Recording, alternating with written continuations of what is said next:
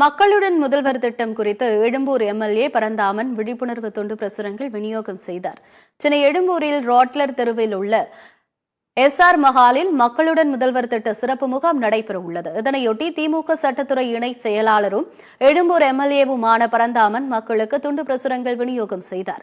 மக்களுடன் முதல்வர் திட்ட முகாமில் வழங்கப்படும் சேவைகள் குறித்து தெரிவிக்கும் வகையில் வீடு வீடாக சென்று மக்களுக்கு விழிப்புணர்வு ஏற்படுத்தினார்.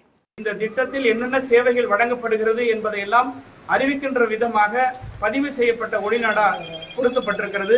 இவை தொடர்ந்து ஒலித்துக் கொண்டே இருக்கும். எல்லா தெருக்களுக்கும் இந்த வண்டி செல்லும்.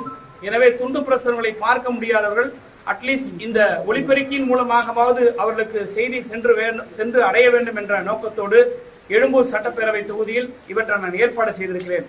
நாளைக்கு 58வது வட்டம் இதுபோல எழும்பூர் தொகுதிக்கு இருக்கக்கூடிய ஒவ்வொரு மாநகராட்சி வார்டுக்கும் ஒவ்வொரு நாள் திட்டமிடப்பட்டு அட்டவணை கொடுக்கப்பட்டிருக்கிறது.